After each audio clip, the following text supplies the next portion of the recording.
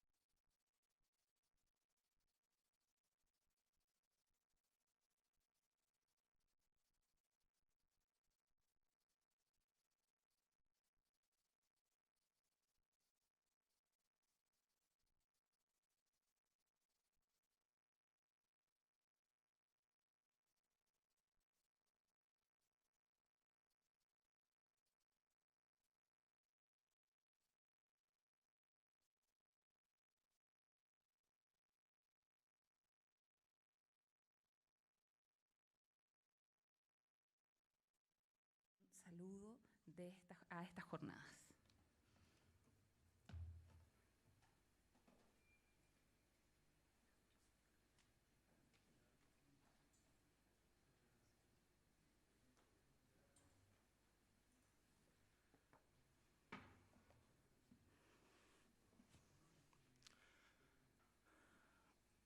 Muy buenos días a todas y todos.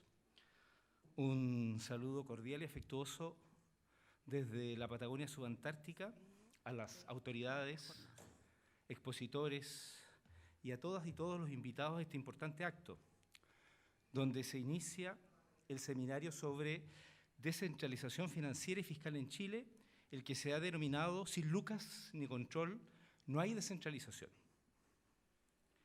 La descentralización se ha ido fortaleciendo con las aportaciones teóricas de Wallace Ott, 1972, con su teorema de la descentralización, Dennis Müller, 76, 79, 93, con la aproximación de la teoría de la elección social y las aportaciones de sus textos sobre opción pública, Public Choice 1 and 2, y Daniel Levinthal, año 88, y su aproximación al Agency Model of Organization, que fue aplicado por David Heinemann en el 88 para el caso de los gobiernos centrales, donde se entregan márgenes de libertad a las burocracias para que produzcan servicios públicos.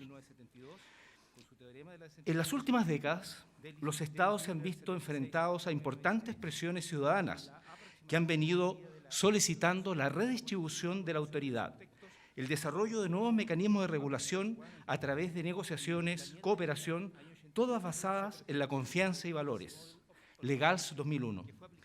A este cambio han contribuido las tendencias de transformaciones políticas y territoriales a nivel mundial, donde diversos países han transitado desde gobiernos autoritarios, dictatoriales y centralistas hacia formas de gestión más descentralizadas, participativas y con procesos que involucran a los actores territoriales en la cogestión, supervisión e implementación de políticas públicas. Montero 2004. Mardone 2008 indica que, comillas, el consenso actual entonces define descentralización como un conjunto de reformas dirigidas a la transferencia de responsabilidades, recursos, autoridad desde el gobierno central hacia los gobiernos subnacionales autónomos. De esta definición se distinguen la descentralización política, administrativa y fiscal. Surgiría entonces el principio de que la lealtad primaria de las autoridades subnacionales no es hacia el gobierno central, sino a la ciudadanía local o regional, según corresponda. Surge la pregunta entonces, ¿por qué descentralización en estos tres ámbitos? La descentralización tiene como objetivo central que las personas decidan sobre sus propios asuntos y también sobre la delegación de poder, recursos y capacidades administrativas a gobiernos subnacionales y sus actores territoriales. Agrawal y Ostrom, 2001. Un concepto descentralizado de organización social y de gobernabilidad implica que la sociedad ya no está controlada por una inteligencia central. Más bien, los mecanismos de control están dispersos y la inteligencia se distribuye entre multiplicidad de actores. Keynes y Schneider, 91. Y la participación de estos actores a nivel local es útil para el desarrollo de la democracia y la gobernanza. Linder, 2009. En este contexto, la sociedad civil hace causa común para influir en las decisiones y asignaciones de recursos públicos. Maynor, 2013. Un elemento central para lograr niveles de descentralización que permitan una mayor eficacia e impacto de la política pública. Angui y Bosaco, 2010. En este contexto, entonces, en el que se enmarca este seminario de descentralización fiscal, podemos mirar dos perspectivas. Desde el punto de vista teórico, la pregunta que nos llamaría a analizar es ¿cuál debiera ser el nivel de toma de decisiones descentralizada en materia de impuestos y o gastos? ¿Por qué no? ¿Por qué no podríamos tener impuestos locales? Desde el punto de vista empírico, ¿dispondrán los gobiernos subnacionales de una gran proporción de sus ingresos totales? ¿O qué porcentaje podrán definir del gasto? Para nuestra universidad constituye un honor y un privilegio recibirlos a ustedes. Es así que el comité organizador, como todos los miembros de esta comunidad universitaria, estamos seguros de que este seminario será propicio para analizar y desarrollar nuevas propuestas sobre la descentralización fiscal en las regiones de nuestro país. Y confiamos que estas ideas se puedan integrar transversalmente en la noble y humana tarea de contribuir al bienestar de nuestra querida región. Éxitos a todos y les deseamos una grata participación en esta importante actividad académica. Muchísimas gracias. Es así que el comité organizador, estamos seguros de que este seminario será propicio para analizar y desarrollar nuevas propuestas sobre la descentralización fiscal en las regiones de nuestro país. Damos las gracias al prorector de la Universidad de Magallanes y ahora nos saludará la decana de la Facultad de Ciencias Económicas y Jurídicas, la señora Sonia Subanich. En esta importante actividad académica. Muchísimas gracias.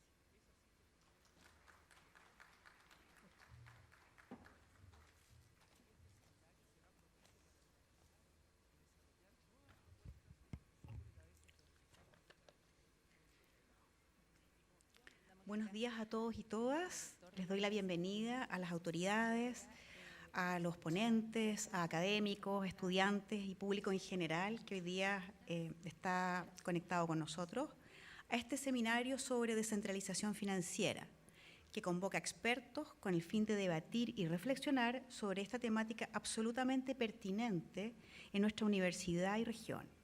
Debo agradecer en nombre de la Universidad de Magallanes no solo a todos los presentes, sino que también en especial a la directora del Departamento de Ciencias Jurídicas, Angie Flies, por la organización de este importante evento. Con la dictación de la Ley 21.073 en 2018, que regula la elección de gobernadores regionales, y la Ley 21.074 de fortalecimiento de la regionalización del país, se ofrecen importantes avances con relación a la descentralización política a través de la elección directa de las autoridades a cargo de los gobiernos regionales y administrativa mediante la transferencia de competencias a estos gobiernos. Sin embargo, en este contexto, se dejó pendiente la discusión sobre el financiamiento regional y la responsabilidad fiscal, cuestión importante y relevante, teniendo en cuenta que el grado de descentralización financiera en Chile es bajo, ocupando los últimos puestos en términos de gasto y recaudación local de la OCDE. Este tema, que fue recogido por la Mesa Técnica de Descentralización en el año 2019, que busca resolverse a través del proyecto de ley que fortalece la descentralización financiera de los gobiernos regionales, establece las normas sobre responsabilidad fiscal y crea los fondos que indica, entonces el boletín 13.815/05, en adelante de descentralización financiera, el cual fue enviado por el Ejecutivo al Senado en septiembre del año 2020. Junto con él se ingresó el proyecto de ley corta para implementar adecuadamente el proceso de descentralización del país, boletín 13.823/06, que busca solucionar algunos aspectos que las reformas legales del año 2018 no resolvían con claridad. El interés por avanzar en la descentralización en el país responde a los diversos beneficios que puede traer el fortalecimiento de los gobiernos de carácter subnacional. Entre estos destaca la asignación más eficiente de recursos debido a la mayor disponibilidad de información sobre las necesidades y preferencias de la población, especialmente en el caso de los bienes públicos locales, cuyos beneficios se acotan en el área geográfica determinada. Letelier, 2012, Yáñez, 1993. Asimismo, situar la toma de decisiones en niveles menores de gobierno puede fomentar el involucramiento de la ciudadanía y promover una mayor supervisión y control de las autoridades por parte de los votantes. Fayette, 2014, Irarrázaval Pérez, 2009. Además de instalar a los gobiernos subnacionales a innovar y buscar nuevas soluciones a los problemas públicos, Letelier 2012, llevando así a una mejor administración. Otros argumentos a favor de la descentralización tienen que ver con la mejora de la estabilidad política y la disminución de tensiones territoriales, así como con la disminución de brechas de desarrollo entre las regiones. No obstante algunos de estos aspectos, también hay otros aspectos a advertir de riesgos asociados a la descentralización. Pero con el objetivo de aportar a la discusión actual, hoy día un grupo interdisciplinario de académicos y profesionales convocados por la Universidad de Magallanes se reúne para analizar las implicancias de los cambios propuestos por el proyecto de ley de descentralización financiera y hacer sus aportes. Yo desde ya les deseo una fructífera jornada que sin duda será un aporte en el tema. Muchas gracias.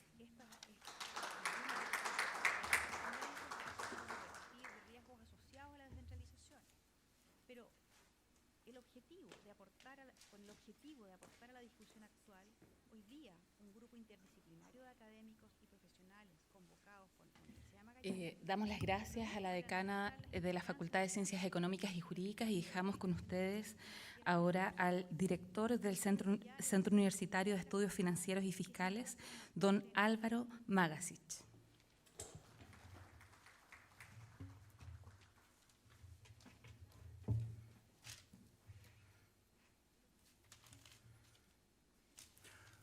Hola, buenos días a todos, a todas.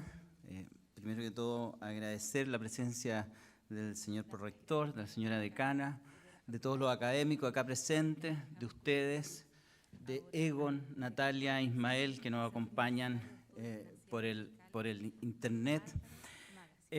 Presentarnos, agradecer también a la Universidad de Magallanes, especialmente a Angie, a Cristian, que se han dedicado tiempo, energía a la celebración de este seminario. Presentarnos. Nosotros hace aproximadamente un año creamos un centro de académicos que pertenecemos a 7 universidades: la Universidad de Magallanes, la Universidad Austral de Chile, la Universidad de Talca, la Universidad O'Higgins de Rancagua, la Universidad Diego Portales, la Universidad Católica de Valparaíso y la Universidad Católica del Norte. Y nuestra idea era hablar sobre tributos y regiones. Somos todos del área de la tributación y desde ahí hemos formado este centro. Hoy día contento porque además las universidades nos han dado el respaldo y hoy día estamos ya organizados como un centro formalizado por estas 7 universidades que nos permiten actuar bajo su paraguas. Así que contento en ese sentido. Luego, hablar un poco de por qué el tema de la descentralización. Estamos en un momento importante en Chile. Nos estamos preguntando cómo nos relacionamos. ¿Cuál es la manera como nos vamos a relacionar? ¿Cómo van a ser nuestros comportamientos recíprocos? Y en esa mirada de preguntarnos esto tan esencial, también nos preguntamos acerca del poder, cómo se decide, cómo se ejecuta el poder. Y al parecer, y es un sentir que parece que está presente, la ciudadanía y los que estamos acá creemos que las decisiones y la ejecución que toma el poder deben ser de modo participativo y más cercanas a la gente. Y esto es lo que da origen a una lógica de descentralización, que significa no otra cosa que trasladar competencias desde el centro a las distintas entidades regionales. Las razones de ellas son múltiples. Hay una razón que yo creo que es política, digamos. La descentralización permite una mejor democracia, una democracia más directa, digamos. Hay razones de índole técnica. Hoy día muchos autores dicen que la prestación de los servicios que otorga el Estado sin duda se realizan de una mejor manera y más eficiente manera desde entidades regionales. También hay razones valóricas, como es la igualdad, porque hoy día la centralización significa que los que viven en regiones no tienen las mismas oportunidades que aquellos que viven en el centro. Y también, y no lo dejemos de lado, hay una experiencia vital de quienes vivimos en regiones. La experiencia vital es que nos encontramos normalmente ante una responsabilidad que está en Santiago, ante una decisión que está en Santiago, ante una serie de burocracia que está en Santiago, sin que nosotros tengamos ninguna posibilidad de actuar respecto a ello. ¿Para qué decirlo? En manera cultural, acceso a la cultura, acceso al mundo académico, acceso a la información, acceso a ser conocidos. Parece que en este país todo sucede en un lugar y en el resto no sucede. Esa experiencia vital también es importante en esta lógica de pedir una mayor descentralización y no la tenemos que olvidar.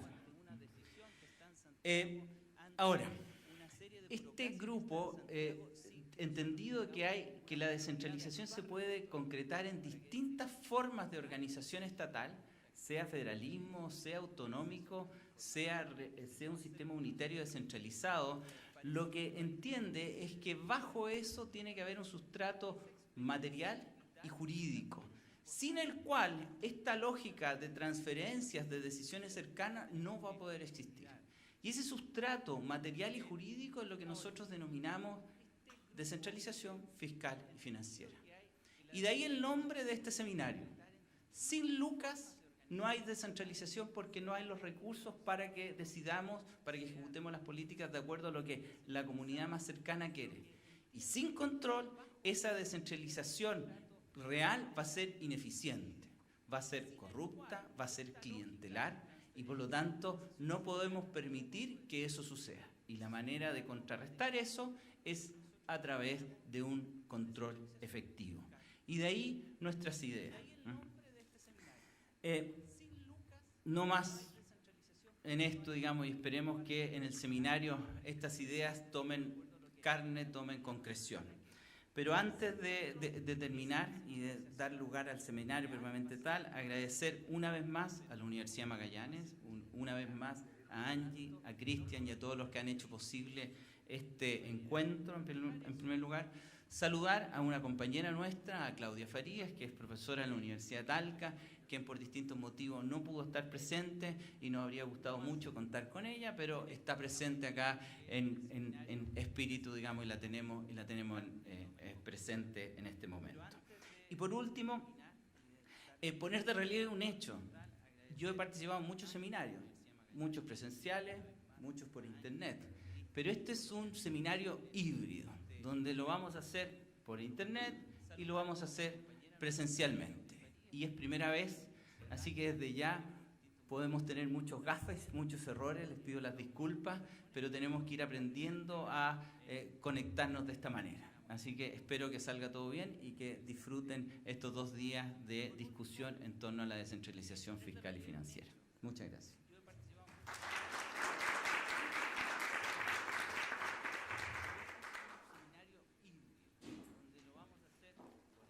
Muchas gracias, Álvaro.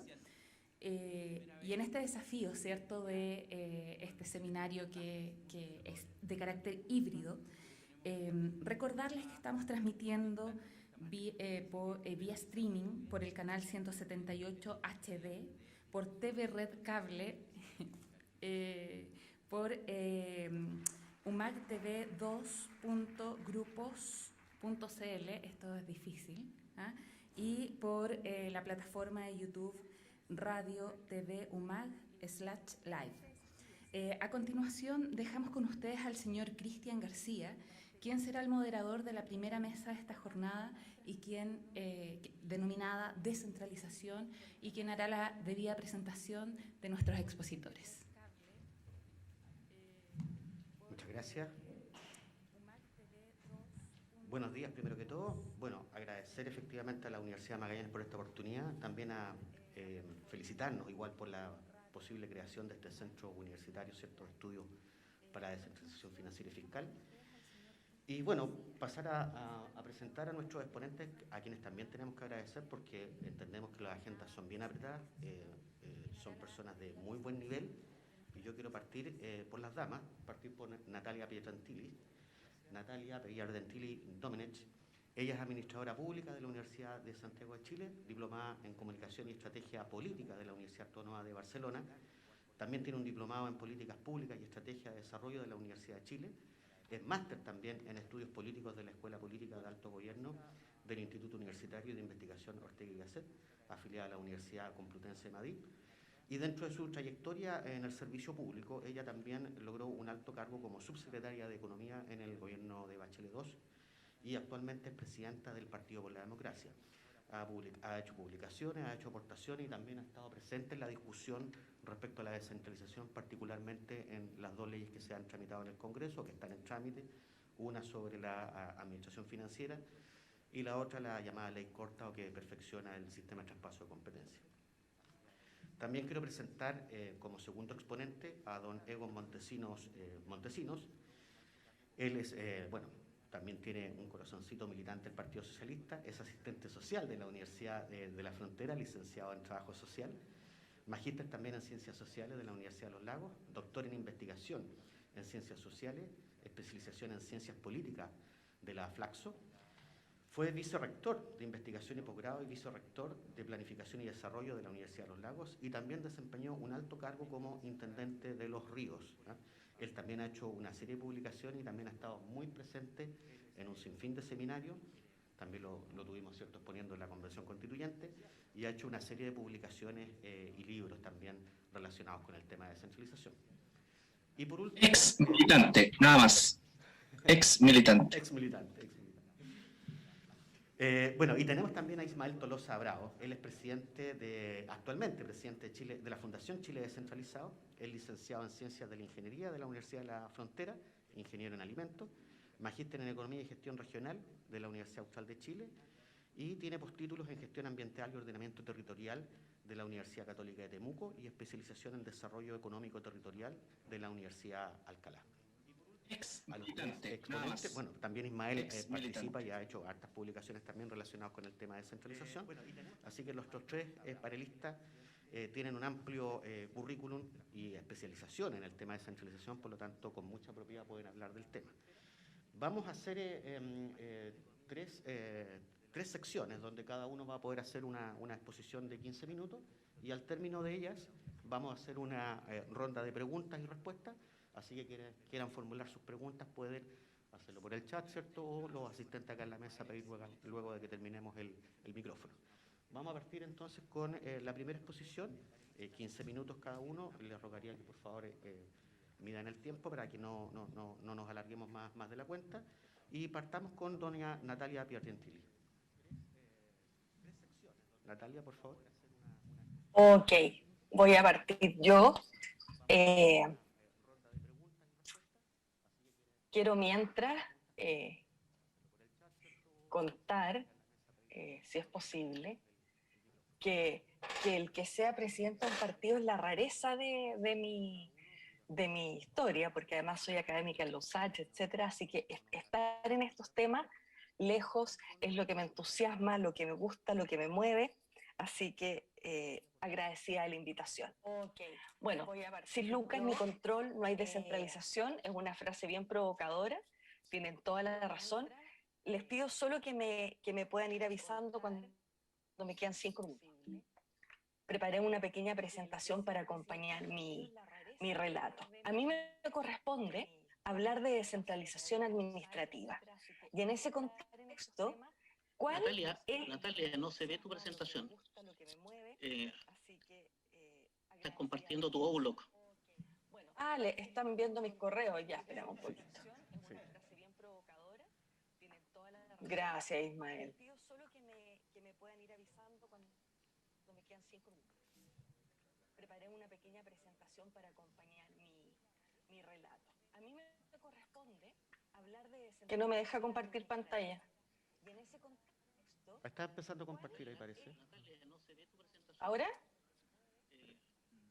No, es que me pone la pizarra. Ah, le están viendo mis correos. Ya, esperamos un poquito. Vamos de nuevo.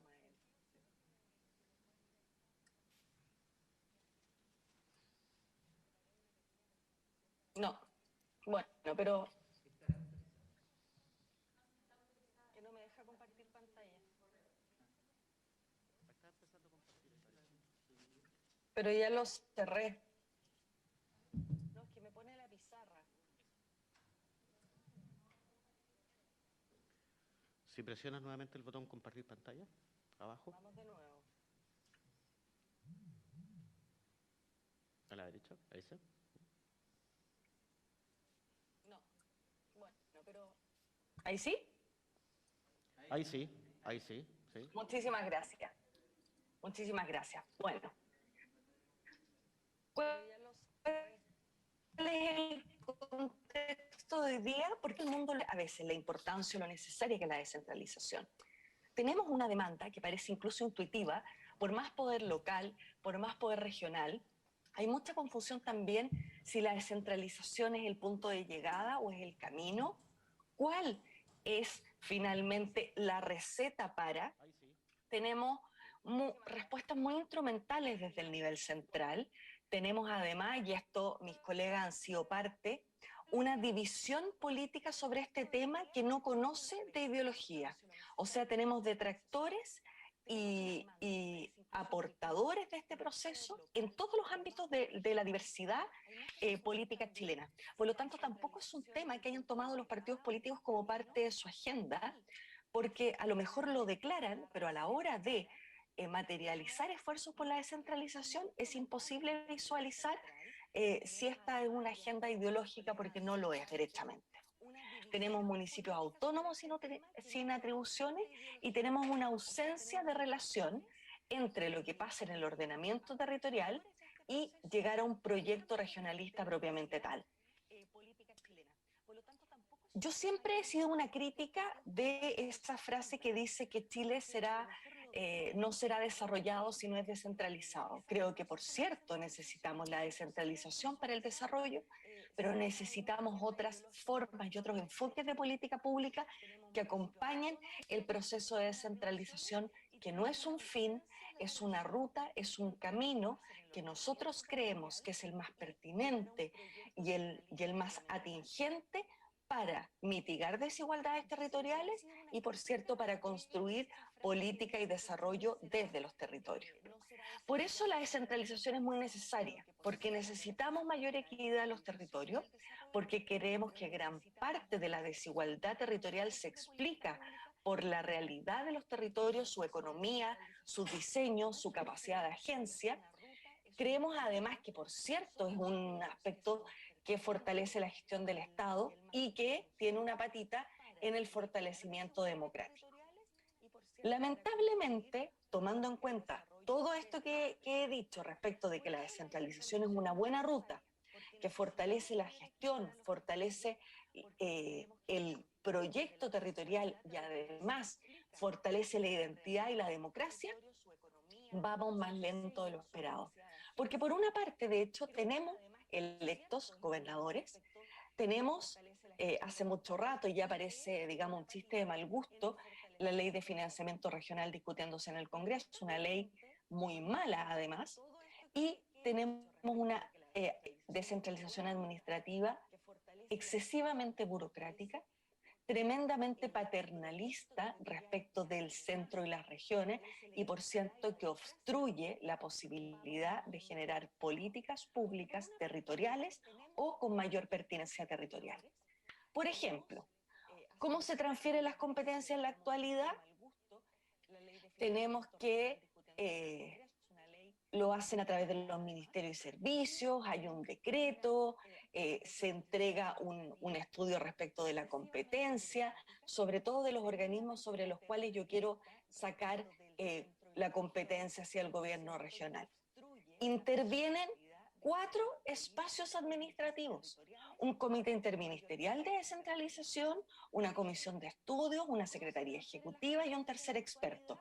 O sea, pasamos 4 barreras burocráticas que muchas de ellas tienen más bien un rol más que de acompañamiento de catón, digamos, de catón de los procesos. Y, por cierto, esto dilata mucho lo que es la entrega de una competencia. Y además, pensemos que los gobiernos de nuestros gobernadores duran 4 años. Por lo tanto, si estamos un año recién pidiendo competencia, el gobernador recién el tercer y cuarto año va a poder mostrar o fraguar al interior de su gobierno regional lo que tiene que ver con el resultado de esta transferencia, de esta competencia, transferida. Por otro lado, también se hace por oficio el presidente de la República, los gobiernos regionales, con el comité interministerial, etcétera.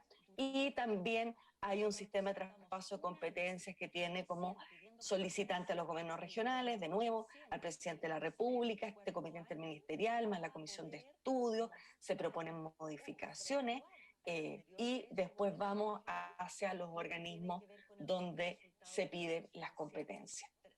Entonces, claramente esta fórmula no nos sirve. No nos sirve porque es paternalista, porque es burocrática, porque es excesivamente legalista y procedimental, porque no va al corazón de la necesidad que tiene una región legítimamente de solicitar competencias para poder desarrollarlas al interior de su gobierno regional.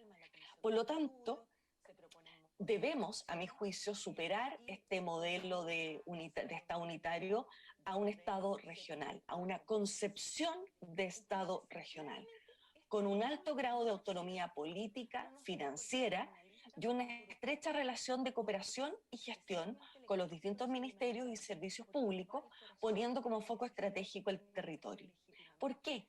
Porque gran parte de la transferencia de competencias como la conocemos hoy día y su excesiva burocracia y su limitada capacidad tiene que ver porque el nivel central no ha querido mirarse hacia adentro y tomar acciones respecto del nuevo rol que van a tener. Nosotros discutimos cómo tiene que ser la región para recibir competencias, cómo capacitamos al gobierno regional, cómo lo auditamos, cómo lo medimos, cómo en el fondo desde esta mirada ultracentralista nosotros somos quienes a los circos romanos decimos está preparado o no está preparado.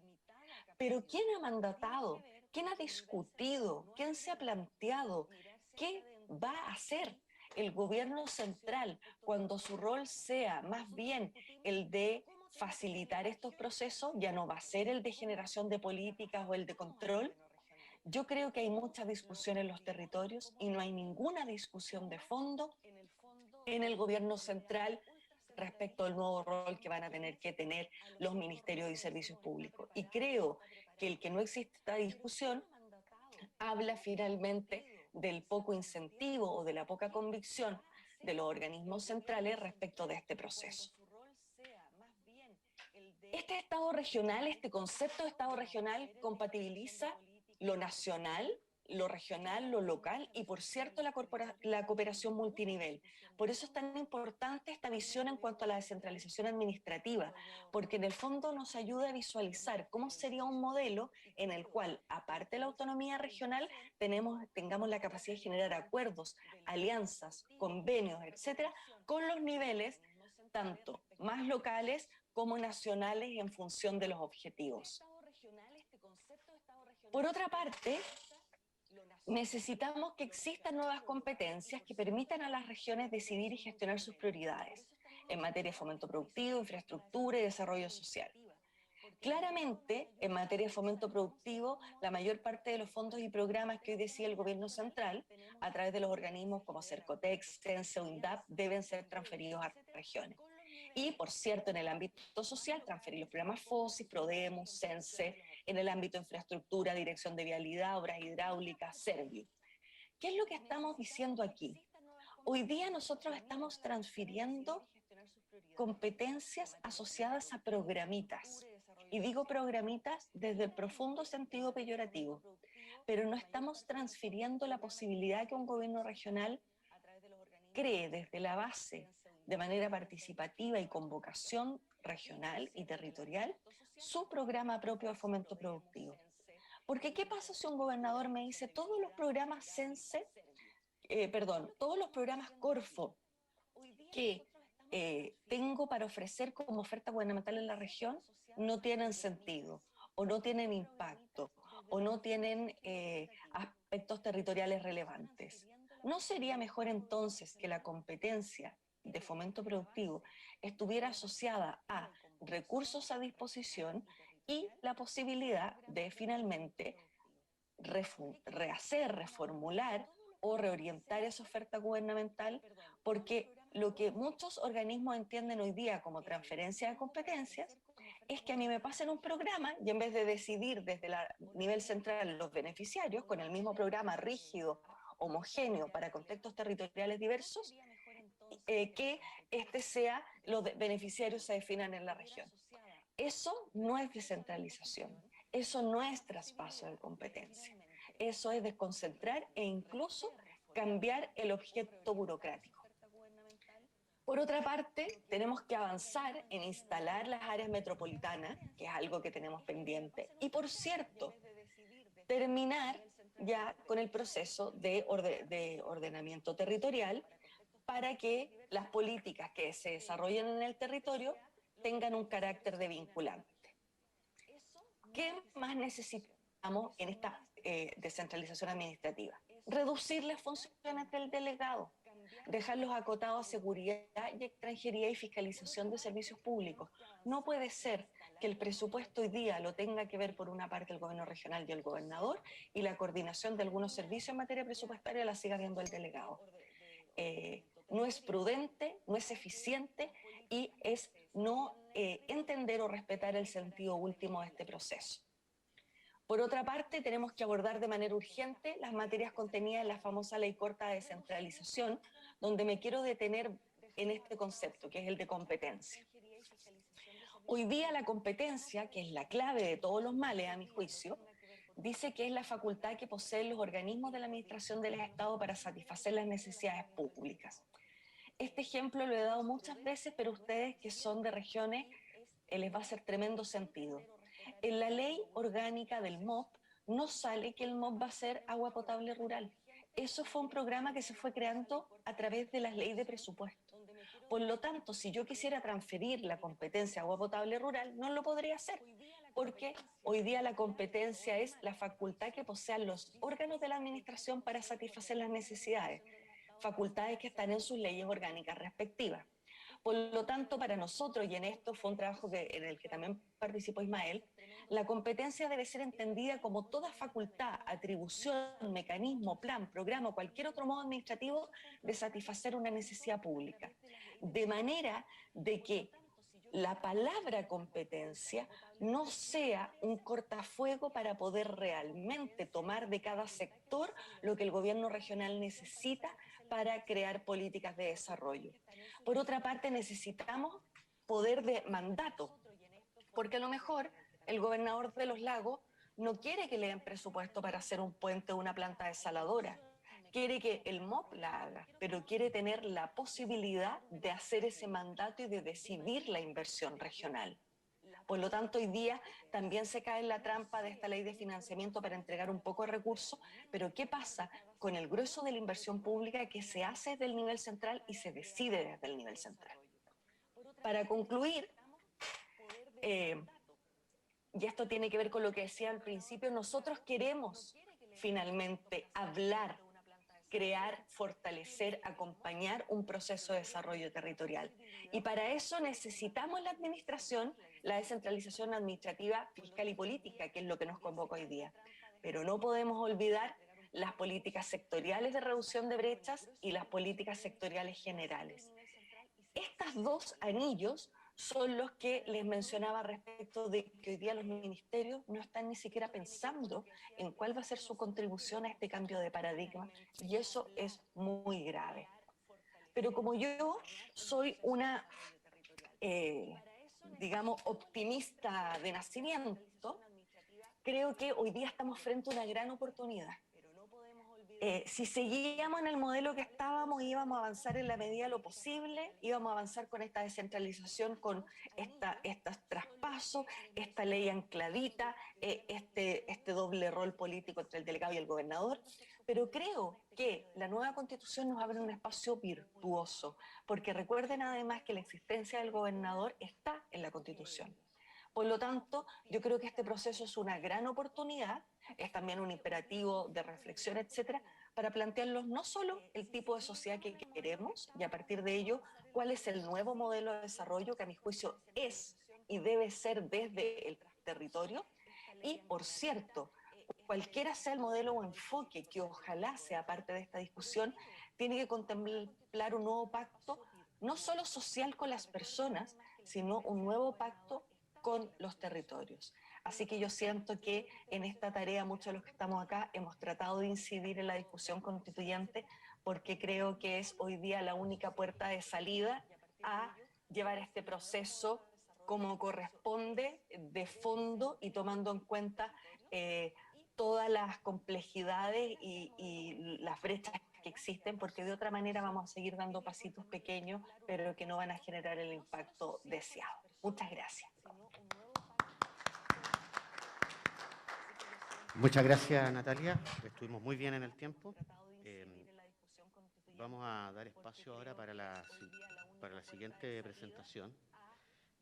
Vamos a pedirle que esté presente a don Egon Montesino, que por favor coloque su presentación también en pantalla. Y, insisto, pueden hacer las preguntas, ¿cierto?, a través del chat, para que al final de la ronda de preguntas y respuestas podamos leerlas y que los exponentes las contesten.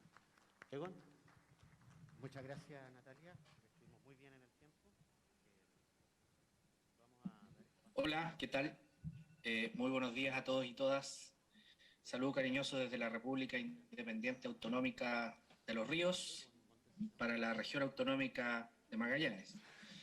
Es una provocación para lo que voy a decir ahora. Bueno, me voy a cronometrar. Son 15 minutos desde ahora ya. Bueno, primero quiero saludar a Natalia, mujer valiente. Mis respetos para ella, a Ismael, un amigo de causa, y a todos y todas los que están en Magallanes. A ver, yo quiero partir de una hipótesis, pero que se va a mover en dos niveles de contexto. A ver, la primera hipótesis es que la descentralización política va a ser quien va a determinar cómo se distribuye los recursos fiscales, los recursos o las atribuciones administrativas en ese territorio. Es decir, parto de esa hipótesis, que lo político determina lo fiscal y lo administrativo. O sea, desde ahí parto. Por lo tanto, que hoy día tengamos un país centralizado es porque hubo un pacto político al dejar establecido en la Constitución del 80 que los municipios no son gobierno, que solo administran, que el mercado puede proveer salud, educación en los niveles locales, que los municipios son competidores débiles en ese marco, etcétera, etcétera. Es decir, hay una intencionalidad de no descentralizar el poder político y solo desconcentrar la administración. Había una intención. Por lo tanto, la descentralización no es una técnica, no es un tema técnico, es el producto del pacto de cómo se distribuye el poder político en el territorio. Entonces, esa es la hipótesis. Por lo tanto, esta es la causa de lo fiscal, la causa de lo administrativo, etc. Segundo, esta hipótesis, sin la discusión constitucional, hubiese sido una hipótesis muy fome, muy predecible, es decir, hubiésemos tenido acá que estar discutiendo de cómo reforzamos y perfeccionamos el pacto del 80, de cómo distribuir el poder político en el territorio.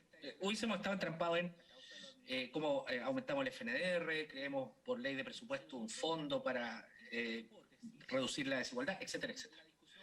Entonces, contexto 1 ya lo explicó Natalia. Yo no me voy a referir a lo que podría el gobierno hacer, porque creo que el gobierno de esta discusión, este gobierno está fuera hace rato, ya no está, no es actor.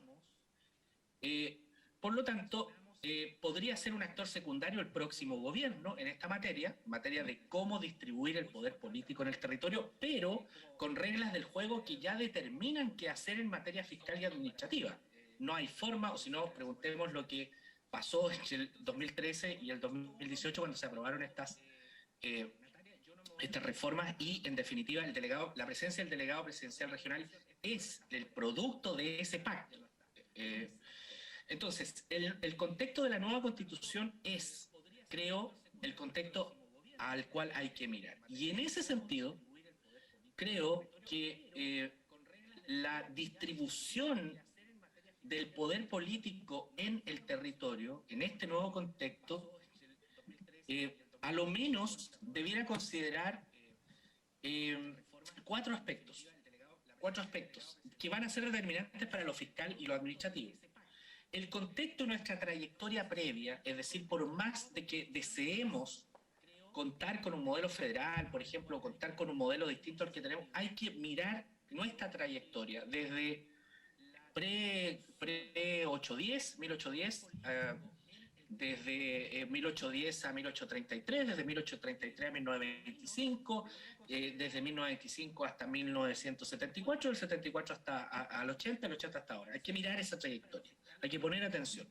Los modelos o alternativas que hay para distribuir el poder político, que hay a lo menos tres en la literatura, y no solo en la literatura, en la experiencia práctica, del modelo federal. Dentro del modelo federal clásico hay matices, federalismo asimétrico, simétrico, federalismo centralista, etcétera, etcétera. Está el modelo mixto o modelo entre el unitarismo y el federal, que es el regional, Italia, España, Colombia, Perú, Bolivia, Ecuador, etcétera. Pero yo me voy a concentrar no en esas dos cosas, me voy a concentrar en el propósito: ¿para qué descentralizar? ¿Para qué distribuir el poder político territorial de nuevo? No como está distribuido en la Constitución del 80, sino que de nuevo lo que se... Hay matices, federalismo asimétrico, simétrico, federalismo centralista, etcétera, etcétera. Dando la Constitución, que es lo que... No me voy a... Pero sí quiero recalcar que hay una cosa que es determinante para lo fiscal, y es esto. Lo dijo Natalia. En Chile lo autónomo es la MUNI, el edificio. La ley 18.695 reconoce que la municipalidad es autónoma. Esta es la foto de Valdivia, pero esto es lo autónomo. Esto es lo autónomo a nivel regional. Pero esto no es autónomo. El territorio no tiene autonomía. Pero uno dice, ¿pero qué tiene que ver eso con...? Claro que tiene que ver, porque si reconocemos que hay autonomía territorial en Chile, bueno, la Constitución, la forma de distribuir el poder político en el territorio, deberá dejar establecido que debe haber algún derecho primigenio sobre las actividades económicas, especialmente las intensivas, que se desarrollan en este territorio, que es multicolor. Yo habito en una de estas comunas, Paillaco, la que está en el centro. Me crié en un pueblito chico que se llama Pichirrocuy. Y yo cada vez que me levantaba, veía un cerro multicolor, verde oscuro, verde amarillo por el rap, etc. No es que sea amarillo, sino que amarillo por el rap, el cerro. Como hoy día está de moda estos colores, pero hoy día es verde oscuro, nada más, verde oscuro. ¿Y por qué? Pino, las forestales. La gente que vive ahí hoy día no tiene agua. Entonces hay una actividad intensiva que este territorio que ustedes están viendo acá, como no es autónomo, no tiene ningún derecho primigenio sobre las actividades económicas extractivas intensivas sobre ese territorio. Por lo tanto, no puede determinar, no hay ningún derecho que él pueda decir, necesito que las forestales, que no paguen en el centro político, sino que por derecho constitucional compartir ese impuesto, algo quede acá, mayoritariamente acá, y no en Vitacura, no en Santiago, no en Las Condes, etc. Entonces es determinante lo que tenemos hoy día. De acuerdo con este diseño que tenemos hoy, tenemos un gobierno local muy limitado, ni siquiera gobierno local, sin autonomía territorial, y esto es determinante para los fiscales, es muy determinante. Modelo que se caracteriza por un bajo nivel de formulación de políticas públicas. Hoy día la posibilidad que tiene el gobernador Jorge Flies en la región de Magallanes de formular una política pública que responda a su territorio con financiamiento fiscal es casi imposible.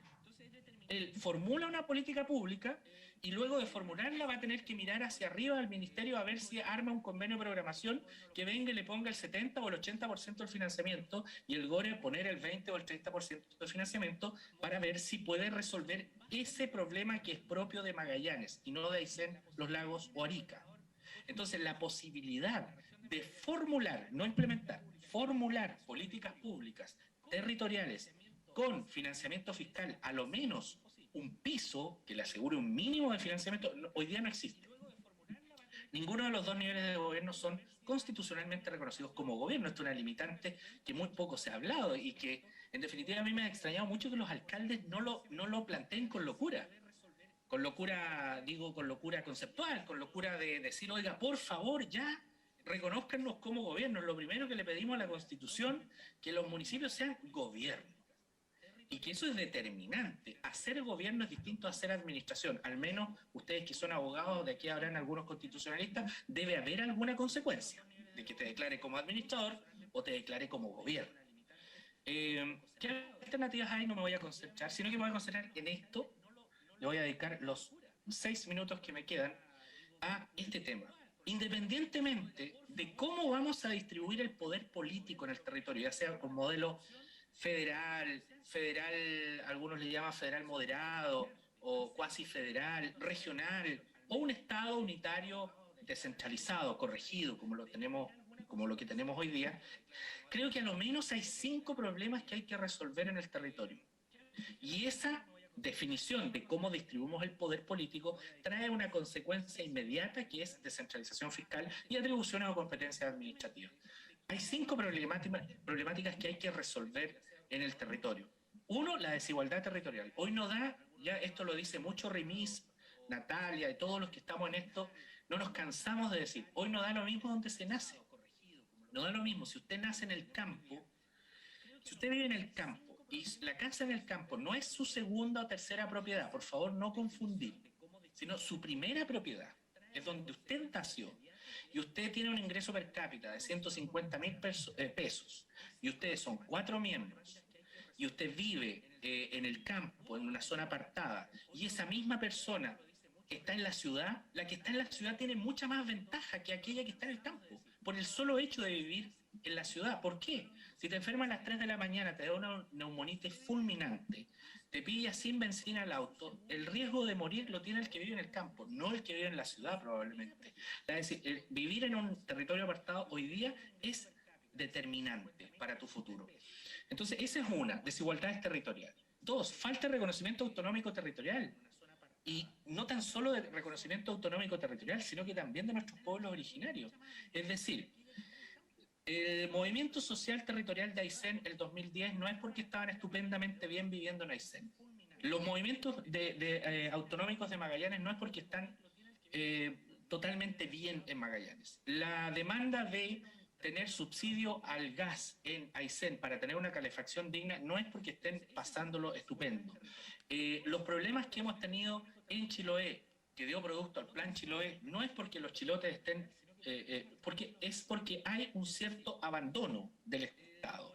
Y la autonomía territorial, mi concepto, y esto no es compartido por algunos, pero al menos yo tengo esta tesis, que la autonomía territorial es el primer paso para que haya un contrapeso al centralismo que de alguna forma es indiferente a las demandas territoriales.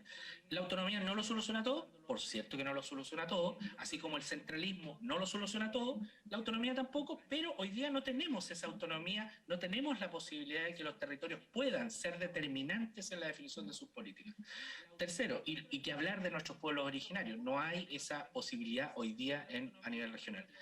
Tres, debilidad de instituciones de gobierno subnacionales. Tenemos una clara debilidad institucional, captura en algunos casos de líderes de estas debilidades institucionales. Esto se traduce en que muchos municipios, por ejemplo, no formulan proyectos, no porque no quieran, es porque no tienen recursos humanos para que formule iniciativas significativas que puedan optar a financiamiento sectorial, y obtener el famoso anhelado para muchos municipios RS, la resolución satisfactoria del Ministerio de Desarrollo Social. 4, carencia de políticas públicas con pertinencia territorial de la mano de muchas veces de falta de recursos humanos en regiones. Hoy día hay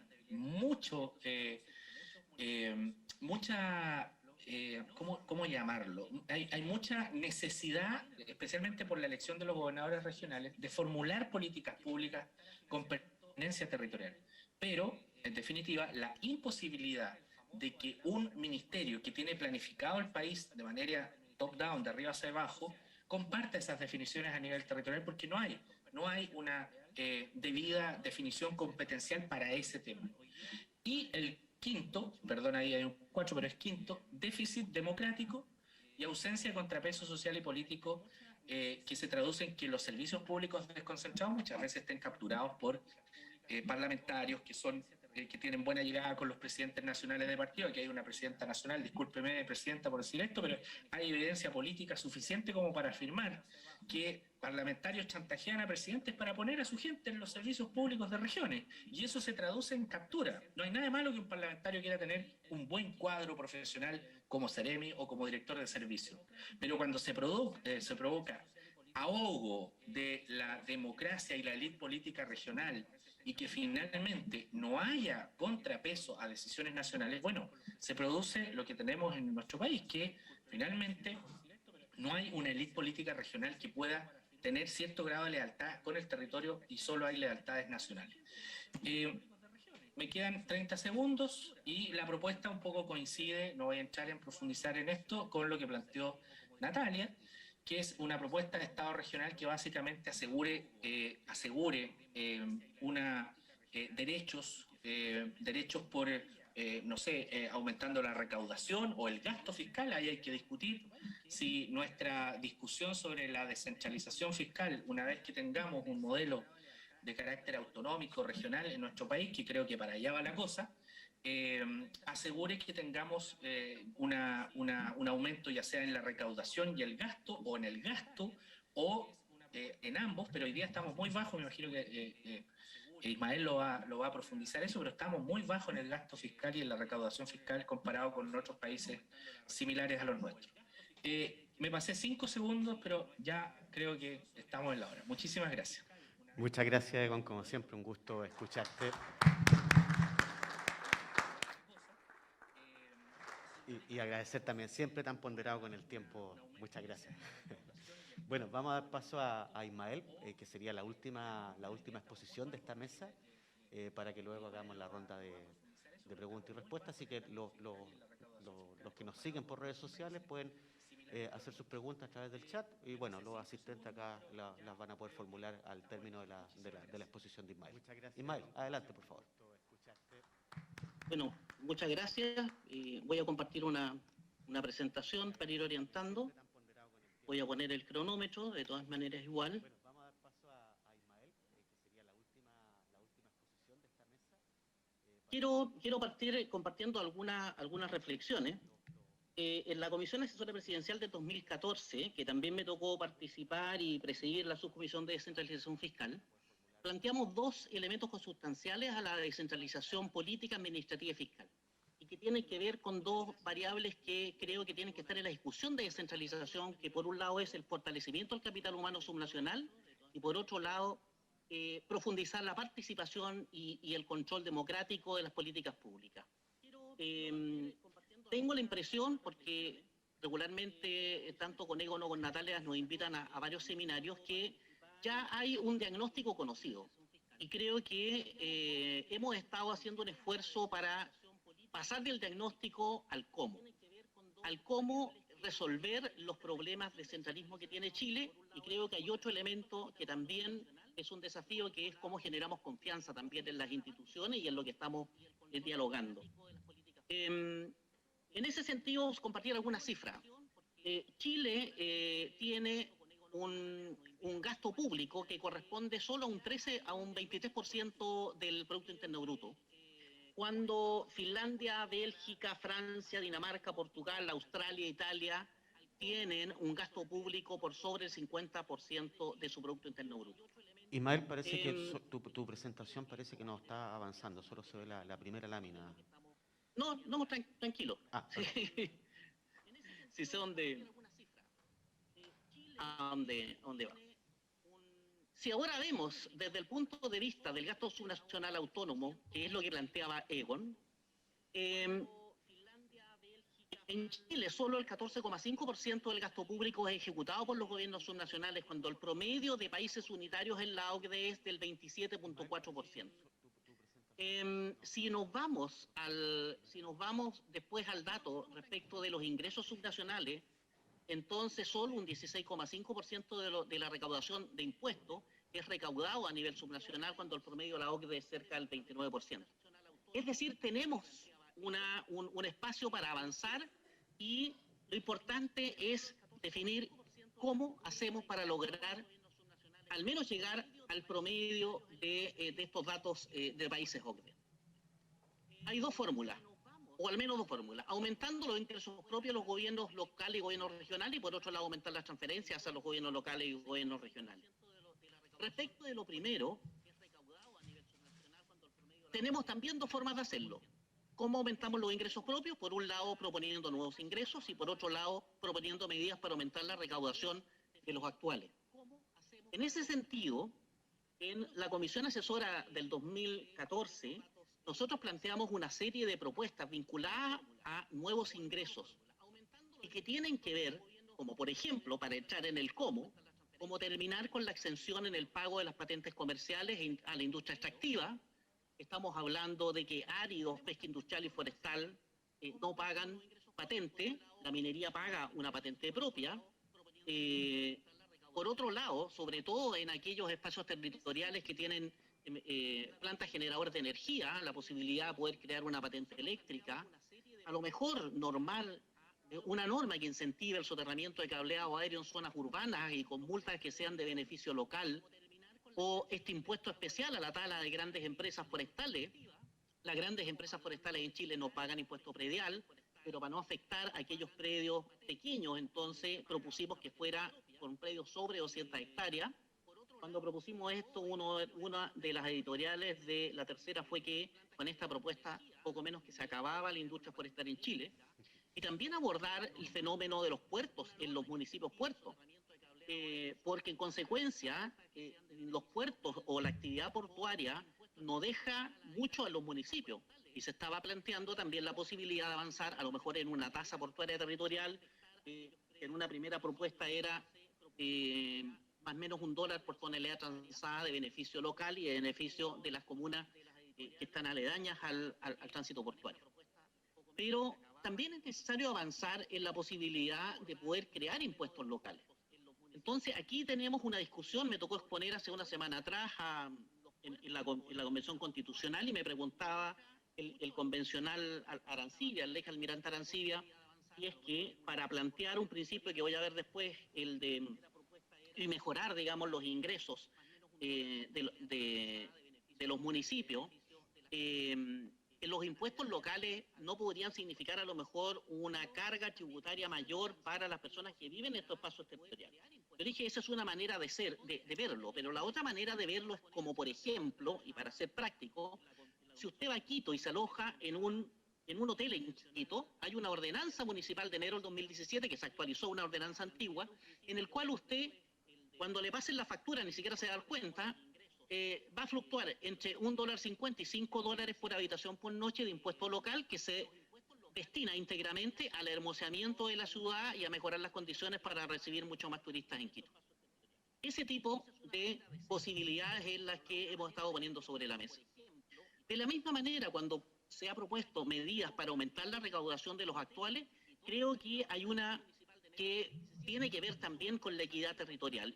Cada vez que uno conversa con las cámaras de comercio locales, surge este tema, y es la equidad en el pago de las patentes municipales. 5.000 pesos paga semestralmente Celulosa Arauco.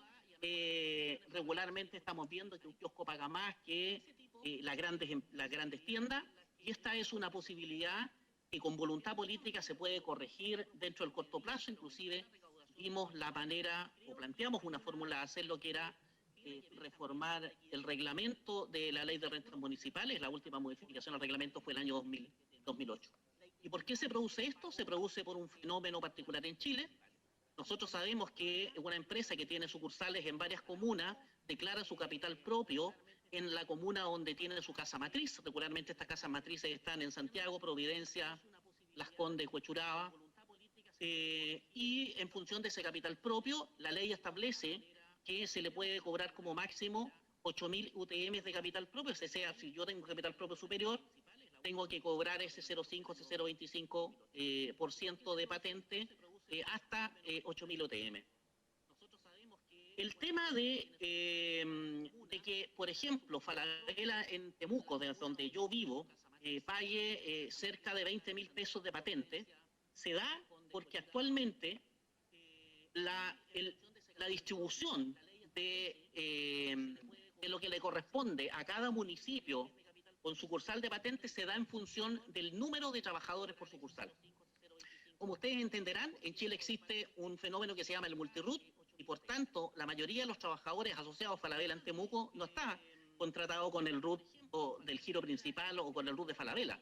A lo menos estará el gerente regional, pero el 90 o 95% de los contratos de las casas matrices están precisamente asociados a el RUT, en este caso de la empresa principal, y eso hace que cerca del 90 al 95% del total de esta patente se pague en los municipios donde está la casa matriz, y se distribuya o se llegue a estos números irrisorios, digamos, en las distintas comunas. El kiosco que está en la esquina de Falabella paga más patente que Falabella. El kiosco paga 52.000 pesos, más o menos una UTM semestral, y lo que hemos planteado es eliminar el tope de las 8.000 UTM y utilizar nuevos factores de distribución, como pueden ser las ventas por sucursal o los metros cuadrados por sucursal. Fundamentalmente entender de que, por ejemplo, esta patente comercial tiene un sentido, y el sentido son los gastos que incurre un municipio por la provisión de algunos bienes públicos asociados a esos espacios territoriales. Hay otro tema que es relevante y que dice relación con la modificación del Fondo Común Municipal. Y aquí hay varios candidatos que han planteado cosas que son importantes y que yo las comparto. Nosotros tenemos el principal financiamiento de los municipios, es casi como un fondo de solidaridad intermunicipal, con muy poco aporte desde el punto de vista de los fondos fiscales. En la recaudación, no voy a entrar en el detalle de la recaudación, lo único que les quiero señalar que el Fondo Común Municipal del año 2020 fue de 1.542.000 millones de pesos, y el aporte fiscal fue solo de 51.000 millones, es decir, un 3,35%. Ahí podría haber un aumento también, y a lo mejor la posibilidad de repensar la distribución de este principal fondo de financiamiento de los municipios. ¿Cómo se aumentan? ¿Por qué aumentar las transferencias a los gobiernos locales y regionales? Fundamentalmente porque tenemos una base tributaria y civil. Si las regiones viviéramos solo de los impuestos que se pagan en las regiones, no es un buen negocio, se los quiero decir. De hecho, el 72,6% del IVA es recaudado en la región metropolitana, y el 76,5% del impuesto en primera categoría también es recaudado en la región metropolitana. Tanto hay mucha recaudación centralizada que tiene que volver a los territorios, por solidaridad con municipios y regiones menos favorecidas, porque es un deber del Estado cautelar un principio, que es el principio de igualdad horizontal, que está en algunas constituciones de países del mundo y que pretende generar equidad territorial. Fundamentalmente nosotros propusimos redistribución de los cánones de arriendo portuario. Por ahora, la transferencia del gobierno central de los montos de inscripción territorial, de impuesto territorial, de las contribuciones, En Chile el 80% de las viviendas y el 79% de los predios agrícolas, el 62% de los predios no agrícolas está exento del pago de impuesto territorial, que va en detrimento directo de ingresos de los municipios. No se le preguntó a los municipios cuando se toman este tipo de acuerdos y por tanto debería haber una especie de compensación. Este es un tema que también está metido en la ecuación del Fondo Común Municipal, pero el detrimento es tan grande que no alcanza a ser compensado, digamos, solamente poniéndolo como una variable. Hay otras propuestas que trabajamos en la bancada de senadores y diputados regionalistas que me correspondió colaborar. Y efectivamente está el mejoramiento del Fondo Común Municipal, la creación de un fondo de desarrollo local, el fortalecimiento de los fondos de convergencia, que son importantes, ya que los fondos de convergencia además entran dentro de una dinámica de aminorar los requisitos de la evaluación económico-social del Sistema Nacional de Inversiones, descentralizar los fondos discrecionales de Subdere. Es casi, diría yo, un ninguneo, lo voy a poner en ese sentido, que para poder conseguir el financiamiento de proyectos importantes de mejoramiento urbano, tengan que estar desfilando el día lunes los alcaldes acompañados de algún senador influyente o algún diputado influyente para convencer al subsecretario de que le financie por 400 o por 300 millones planes de mejoramiento urbano o planes de mejoramiento de barrio. Parece un contrasentido que en Chile sí avancemos en impuestos verdes y tengamos actualmente un impuesto de $5 por tonelada de CO2 emitido a la atmósfera, pero que es de recaudación centralizada, por tanto entra a las arcas fiscales, pero no tiene impacto porque no se redistribuye en las áreas de zonas de rezago hoy día en Chile. Es decir, hay harto que corregir. ¿Por qué también no entrar en los temas de endeudamiento acotado, con un presupuesto que no supere el 7% del presupuesto anual, que sea solo, digamos, respecto de los ingresos propios de los municipios y los gobiernos regionales? Existe un temor en el tema de centralizar las compras públicas en Chile. No quiero entrar, pero hay un dato, entre el 2010 y el 2016, el 70% de los proveedores que se ganaron licitaciones del sistema de compras públicas pertenecían a la región metropolitana, en detrimento de la pequeña y mediana empresa que está en nuestras regiones. Si queremos aumentar el presupuesto de los gobiernos regionales y de los gobiernos locales, necesitamos preocuparnos también por mejorar la ejecución presupuestaria y por tanto hay que avanzar en temas de flexibilidad. Hay una serie de propuestas sobre la mesa, no me voy a extender mucho en esto, pero hay una serie de propuestas importantes que la hemos planteado también al Ministerio de Hacienda en términos de flexibilidad en la ejecución.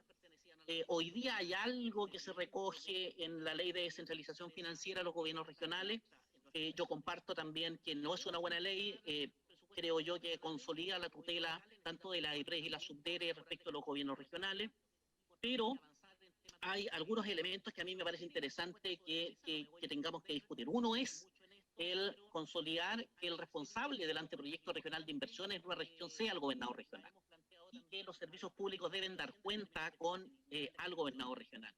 Creo que hay que avanzar a lo mejor también en temas vinculados a mejorar la coordinación para ver algunos temas de posiciones distintas.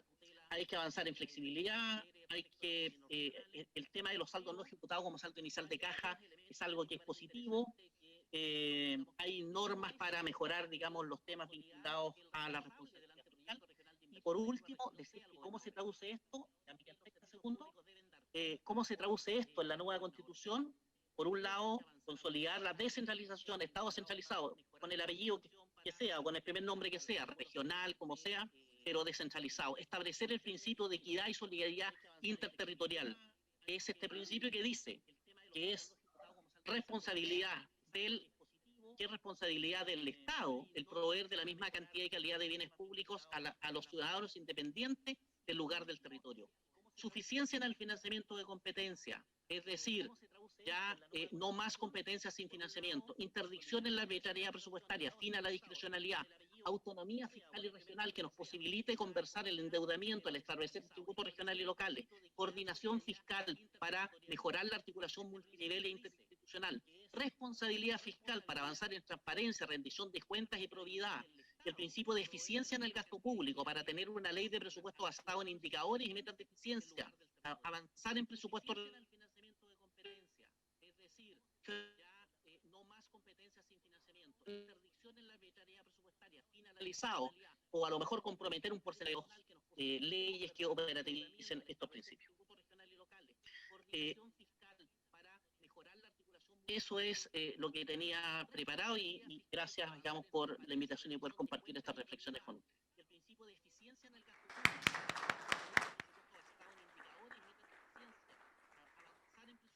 Muchas gracias, Ismael, muy también atinado en el tiempo, así que se le agradece a los tres expositores. Y bueno, vamos a iniciar la ronda de preguntas y respuestas. No sé si acá en el auditorio algún asistente tiene alguna pregunta. Vamos a darle la palabra a Álvaro Maga, si quiere formular una pregunta. Hola, agradecer nuevamente la gentileza de estar presente en este seminario. Dos preguntas muy cortas. Uno, en las tres exposiciones eché de menos el control, porque en las tres estructuras, tanto política, económica como administrativa, a nuestro juicio creemos que debe construirse un sistema de control eficiente, real e incluso de gestión. Entonces, eché de menos eso en las tres presentaciones. Primera cosa. Y segunda cosa, ¿qué pasa con las debilidades de las actuales organizaciones regionales? ¿Son capaces esas organizaciones regionales hoy día de aguantar una transferencia importante de competencia o cómo se va avanzando en este sentido? Esas dos preguntas que quería formular.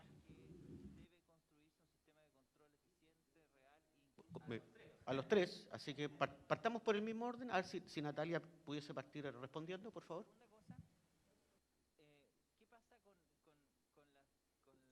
Bueno, yo creo que tú tienes toda la razón en cuanto al control, que es algo que al menos quienes estamos acá siempre hemos sido parte de, digamos, por ejemplo, de que la unidad de control sea autónoma, que eso ya hoy día sucede, y que exista además un proceso de control de gestión, pero yo siento que frente a las brechas, porque creo que en ese punto no hay muchas brechas, toda vez que hay un excesivo seno central respecto de este aspecto, digamos, por ejemplo, de que la unidad ley de financiamiento, el tema del control presupuestario ya no pasa solo por la Subdere, sino que pasa por la Subdere y Hacienda, o sea, en el fondo, por control, no ha carecido este proceso, ¿ya? Muchas veces, y podemos hablar de si es eficiente o no, pero finalmente el control ha sido parte relevante de este proceso. Y sobre lo de competencia, yo soy una convencida de que, y no quiero decir que tu pregunta se haya formulado desde este paradigma, pero yo soy una convencida que el relato de las regiones no son capaces ha sido el relato que sustenta muchas veces la poca proactividad del gobierno central respecto del proceso.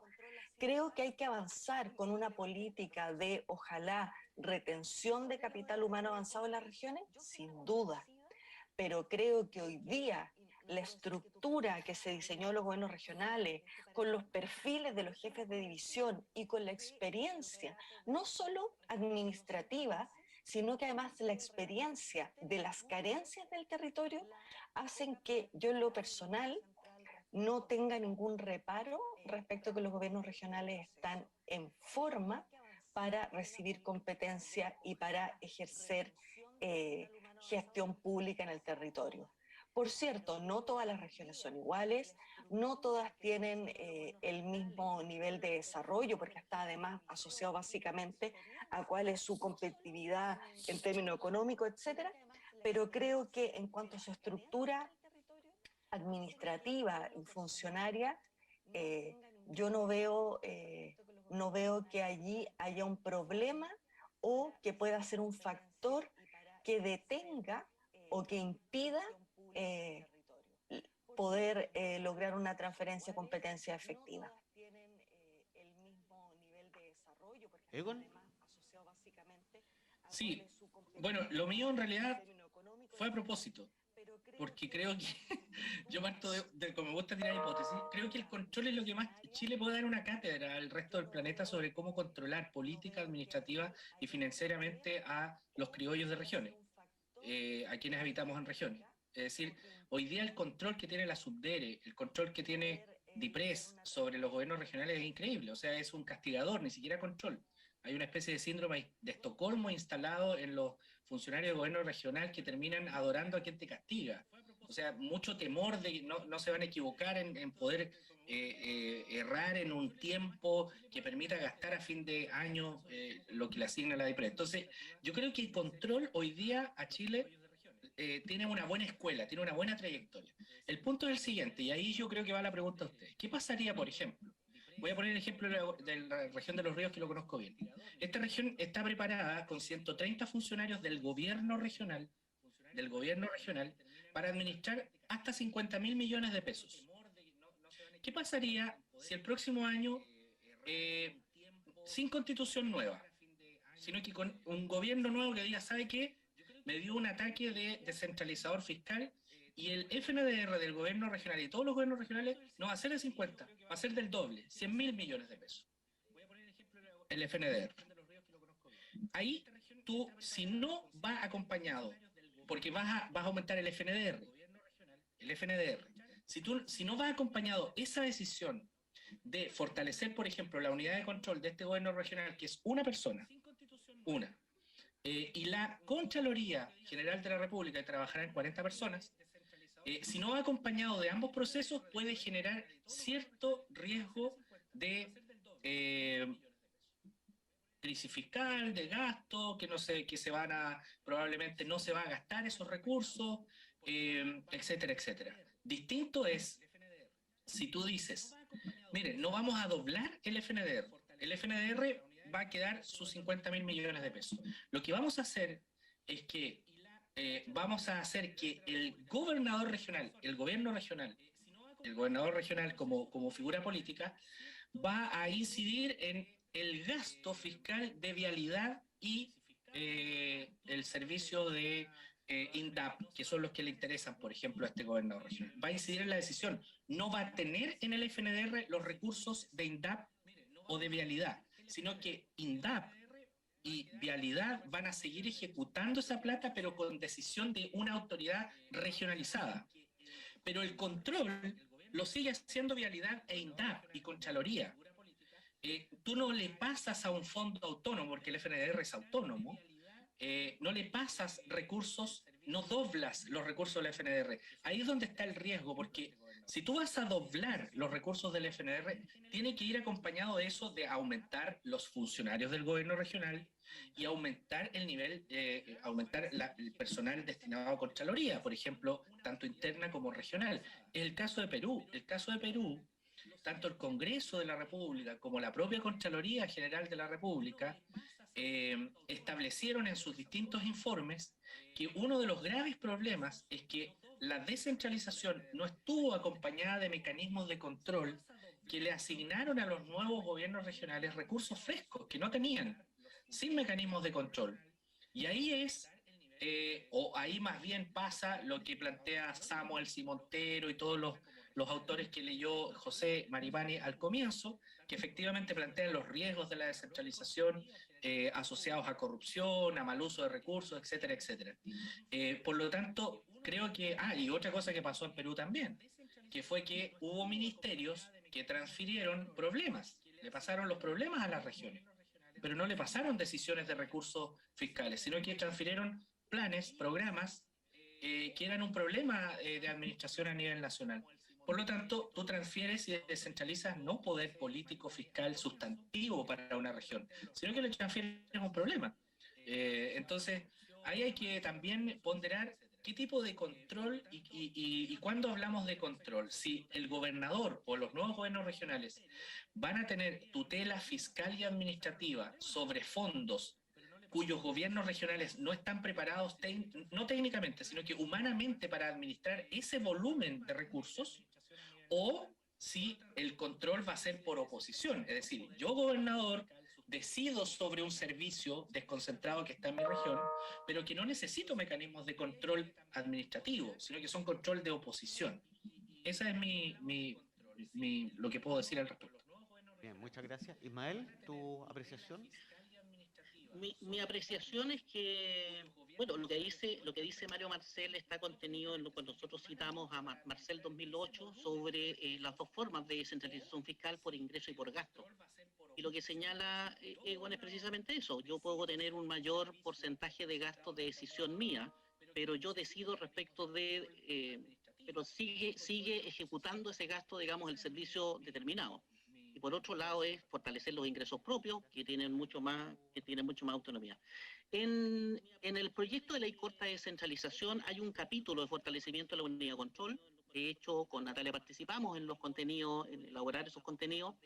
Egon participó, diría yo, indirectamente, porque Egon me envió varias cosas que incorporé también como propuestas al menos la que este humilde servidor podía hacer en el marco de las discusiones en esa materia. Pero fíjense que yo también planteé el tema de que mayores ingresos propios también significa mayores niveles de flexibilidad.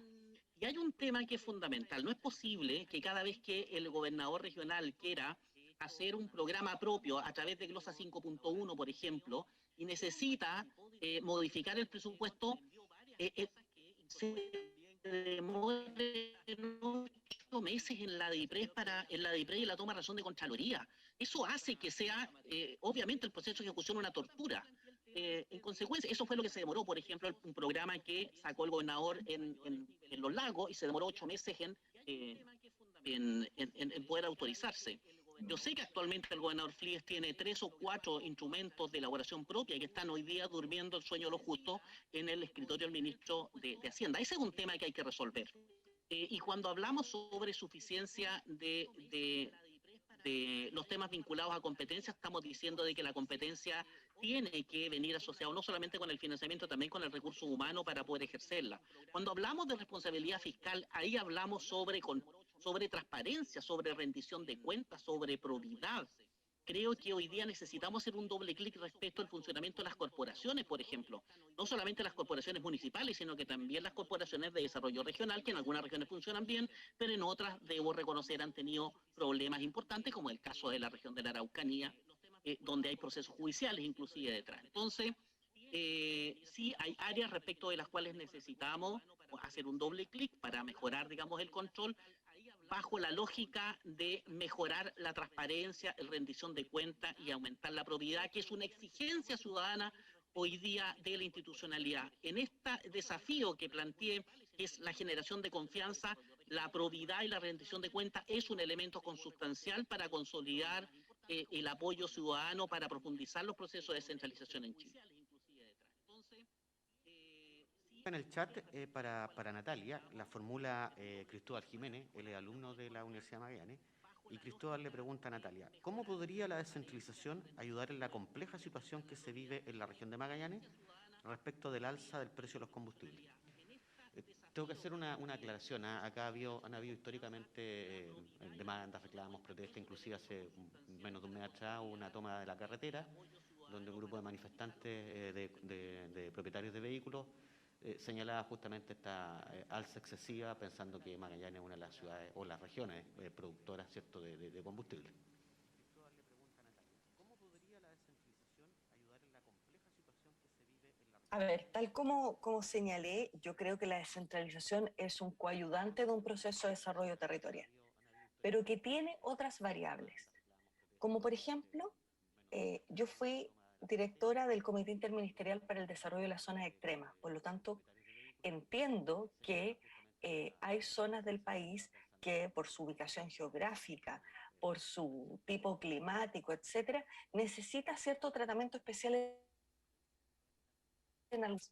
Tanto creo, además, que esas definiciones no sé si se pueden lograr a través solo de la descentralización. Creo que sí se puede lograr a través del establecimiento de unos estándares de derecho que permita que ciertos bienes y servicios básicos, sobre todo en una región con el tipo climático como Magallanes, pudiese tener cierto soporte o cierta línea base. Creo además, por ejemplo, que en materia de equidad territorial no solo necesitamos una nueva constitución, sino también necesitamos sentido común, que es el más escaso de los sentidos. En cuanto a que, por ejemplo, ¿pueden creer ustedes que los planes de zonas extremas que están para las zonas Magallanes, Aysén, etcétera, los proyectos que están dentro del plan de zonas extremas se evalúan con mínimo costo? En cambio, los proyectos de la cartera regular del gobierno regional se siguen evaluando con costo-efectividad. Por lo tanto, ¿no sería criterioso generar un cambio en el sistema de evaluación de proyectos que se haga cargo de las diferentes realidades territoriales y que permita, por ejemplo, que una carretera o un subsidio de conectividad se pueda desarrollar en Magallanes solo por el hecho de que es necesario, porque genera equidad territorial, y no que nos vuelva a pasar eso que mis colegas bien conocen, es que no puede tener RS porque no da los números. Por eso es tan importante en una constitución que exista una declaración de estándares de derecho y no estándares de subsidio como tenemos hoy día. Porque así va a ser más fácil que la racionalidad, cuando se aplique ese principio de valor, permita poder poner por delante, por decirlo, ese derecho y ese principio, y que la gestión pública se ponga al servicio, racionalmente, por supuesto, de esa declaración. Por eso, en el caso particular de Magallanes, yo creo que un estándar de derecho, un sentido común de la gestión pública y un entender la heterogeneidad del país en todos los ámbitos, permitiría que el subsidio al gas, por ejemplo, fuera un imperativo, un mínimo. Y por eso digo, no sé si la descentralización es la receta, pero creo que el concepto que hay detrás de la descentralización, que es la equidad territorial, puede ser el principio objetivo con el cual esos temas o esas luchas sean de fácil despacho con un cambio de paradigma. Gracias. Hay otra pregunta también que se formula en el chat y dice así: ¿es posible, en base a la descentralización política y fiscal, generar oportunidades de regulación y fiscalización en materias que se encuentran prescritas en la ley, considerando que su origen surge de necesidades centrales y no regionales? ¿Un expositor en particular? No está dirigido para un expositor en particular, así que pueden cualquiera de los tres contestar. Perdón, voy a hacerme cargo yo de eso, pero no alcancé a escuchar bien la pregunta, pero quiero señalar que sí existen las posibilidades de regulación a nivel subnacional con mayor autonomía. Y fíjense que utilizando esas pocas atribuciones de regulación, instancias como los municipios han logrado generar transformaciones nacionales. Y yo lo digo cada vez que me invitan. La eliminación de bolsas plásticas en Chile no se le ocurrió al Ministerio de Medio Ambiente, se le ocurrieron a varios municipios que, utilizando una atribución que se llama ordenanza municipal, decidieron incorporar el tema de la eliminación de bolsas plásticas. El sistema de bicicletas públicas en Chile no se le ocurrió al Ministerio de Transporte, se le ocurrió a un municipio. El primero en tener un sistema de transporte por bicicletas públicas fue el municipio de Providencia. La provisión de remedios a la población más barata no se le ocurrió al Ministerio de Salud, se le ocurrió a un municipio que con las farmacias populares. La resolución de los temas vinculados a temas tan básicos como la lavandería para el adulto mayor de Quilicura se le ocurrió a un municipio, no al Senama. Es decir, cuando yo tengo más autonomía y formas de regulación, puedo hacer cosas. A mí no me cabe ninguna duda que los gobiernos regionales más autónomos van a contribuir a la innovación en políticas públicas. Y a lo mejor, dentro de los contrapesos que hay que ver, también es empoderar al Consejo Regional y a los concejales también, para efectos de poder realizar los contrapesos necesarios y que todas estas nuevas posibilidades de regulación también sean un acuerdo con estos cuerpos colegiados. ¿Alguien tiene alguna pregunta en el auditorio?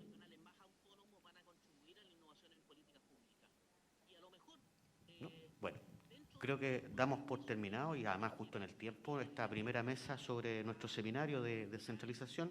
Sin Lucas ni control no hay descentralización. Sí. Angie va a proceder a despedir este primer bloque. Sí, agradecemos a nuestros invitados asistir a esta actividad, dedicar de su tiempo, ¿cierto?, para poder trasladar este conocimiento que finalmente es tan relevante para el manejo de nuestras regiones. Seguimos en la tarde, 15 horas, nos volvemos a conectar y nada más que decir, muchas gracias. Sí, agradecemos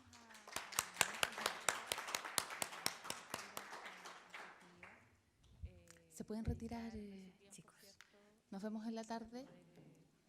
Trasladar este conocimiento que finalmente es tan relevante para el manejo de nuestras regiones.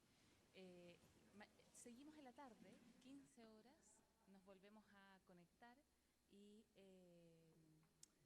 nada más que decir, muchas gracias.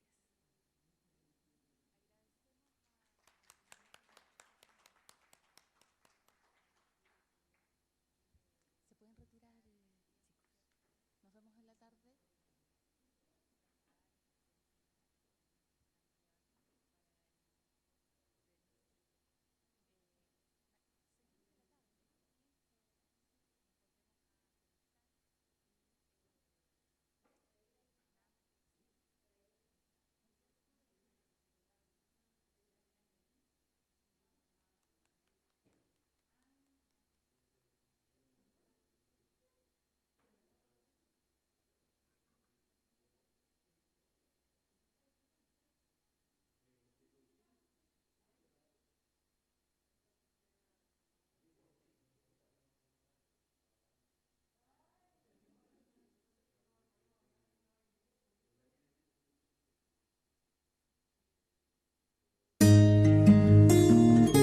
Quizás un concepto, que muchas veces nosotros hablamos de venir a Fuerte Bulnes, cuando esto ya no es así. Ahora uno viene a vivir una experiencia y una realidad aumentada, creo que es la frase adecuada, porque ahora puedes tener la oportunidad de sumergirte en lo que es primero todo el viaje del trabajo que se está haciendo acá.